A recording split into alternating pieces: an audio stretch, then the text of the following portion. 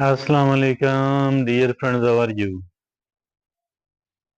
Financial stability, financially comfortable, and financial well being. That is something what everybody wants. That is something which everybody needs. But many of the people, they are not successful in achieving it.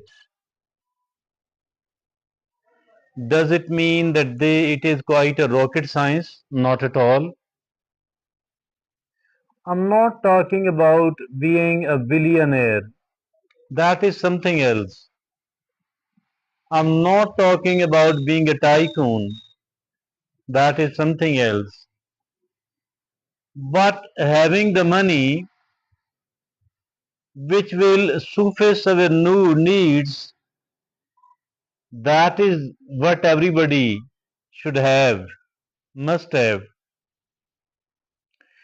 We have made it a topic of discussion how to achieve the financial well being.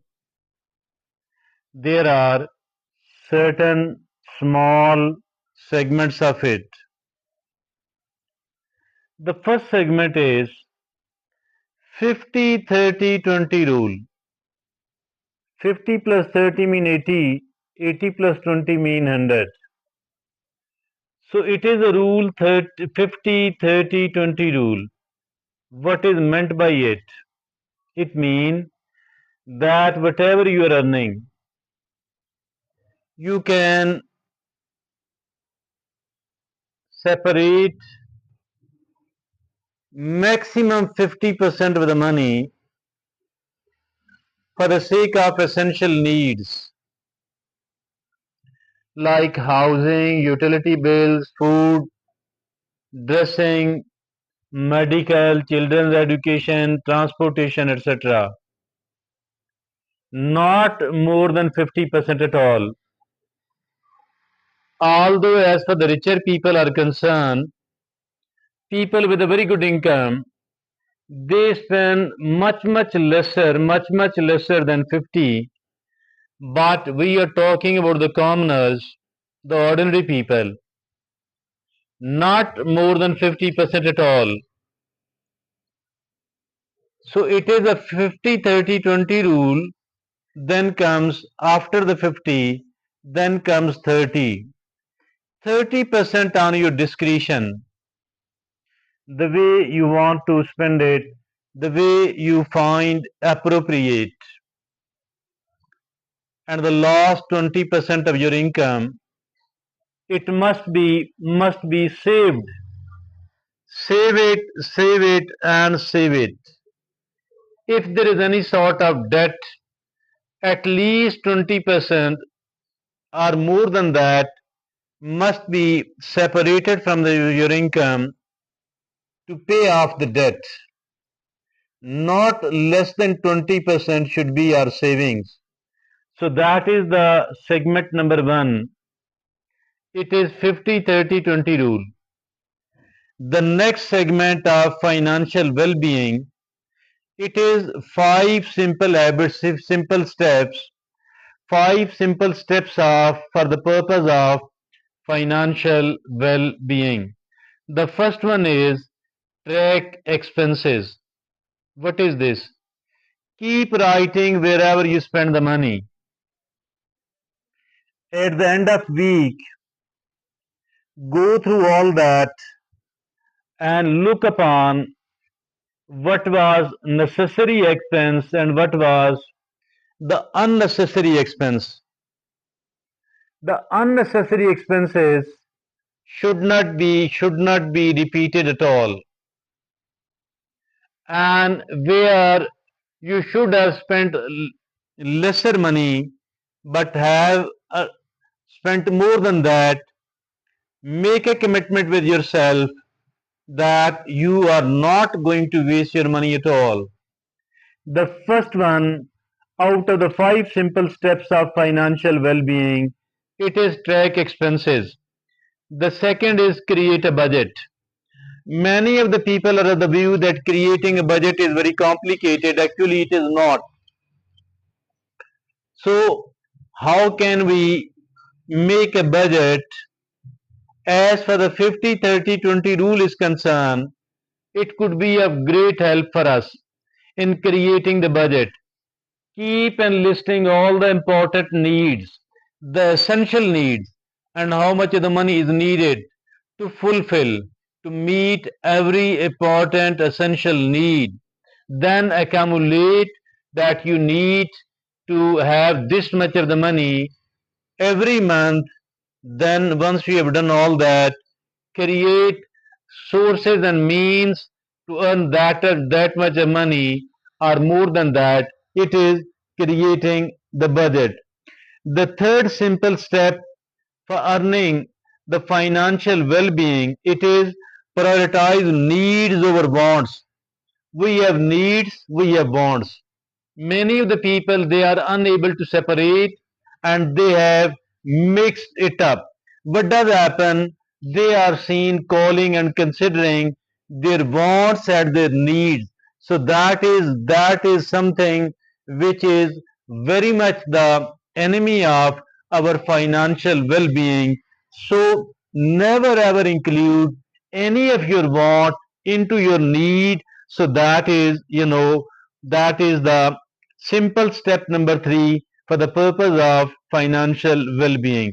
The fourth simple step is that is build emergency fund. Building of emergency fund. So what is this, by the way? In English there is a proverb that save something for the rainy days. So everybody must have the emergency fund. And how much of the fund is needed? I think at least 60, at least the expenses of 6 months. At least the expenses of 6 months must be in the pocket of everybody, in the saving of everybody for the purpose of, emergency fund. Now, the fifth and the last simple step for the financial well-being, it is invest for the future. Keep investing for the future, for your long-term goals, for your what you will be in need of after 20 years or after 10 years, after 5 years, in the post-retirement period.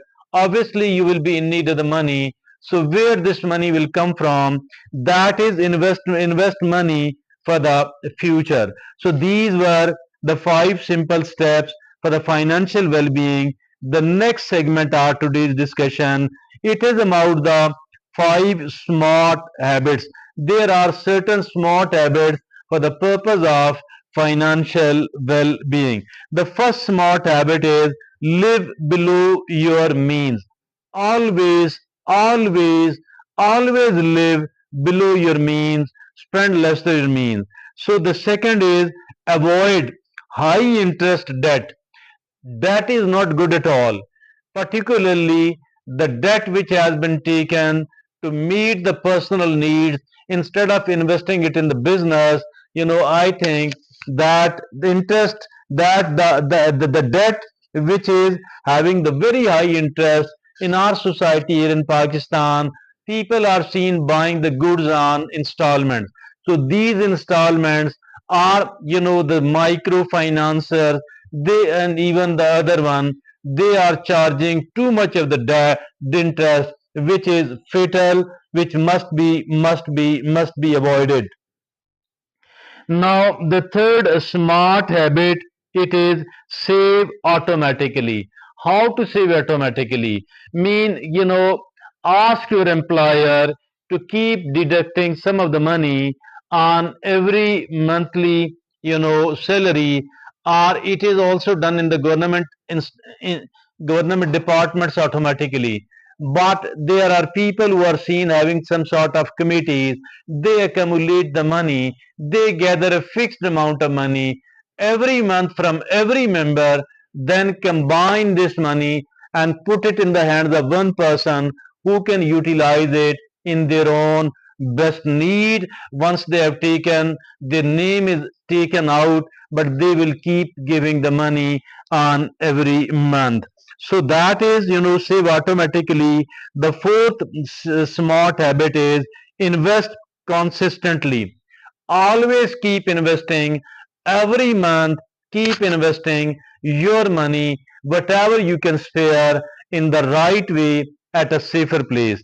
Now the fifth smart habit, it is monitor finances regularly. Yes, we need to monitor our finances regularly.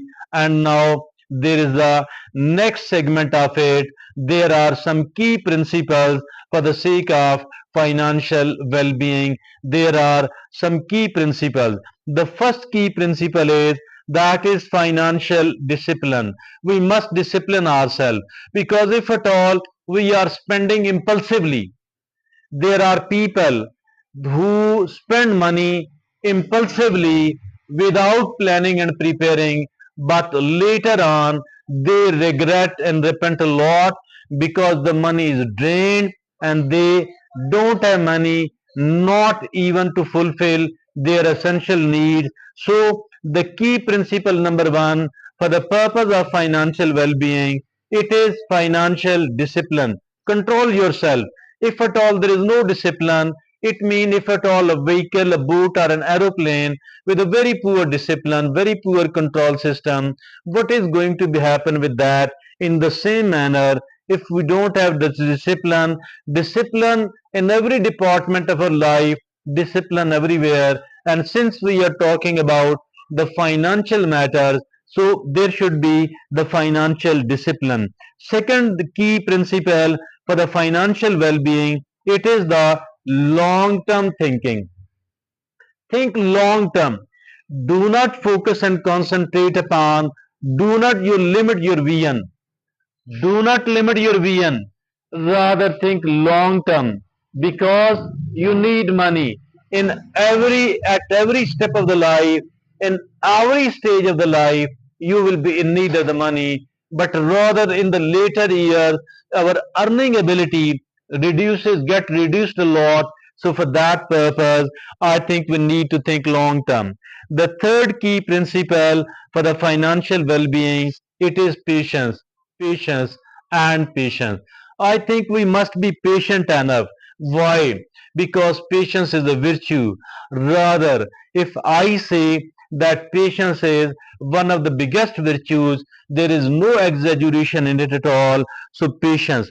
The fourth key principle for the financial well being, it is the education. We need to keep educating ourselves.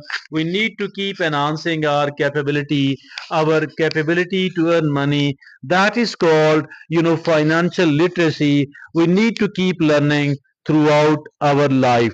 The fifth and the last key principle for the financial well-being, it is accountability. It is the self accountability. We must keep hold ourselves accountable enough. So that is, periodical accountability. So these are the five key principles for the financial well-being. Now there is a very inspirational quote by none other than one of the gurus of finances. The name of this person is Dave Ramsey. Dave Ramsey says that financial peace isn't the acquisition of stuff at all. You are buying this thing, that thing for your personal need, for your wants. So that is not the financial peace at all. Rather, it is living on less than you make, living on less than you make, and living on less than you need, living on less than you make, and living on less than you need. That is something said by Dave Ramsey. So there are key takeaways, and what is this key takeaway? Simple, consistent habits and smart financial decisions. Simple but consistent habits and smart financial decisions lead to financial well-being.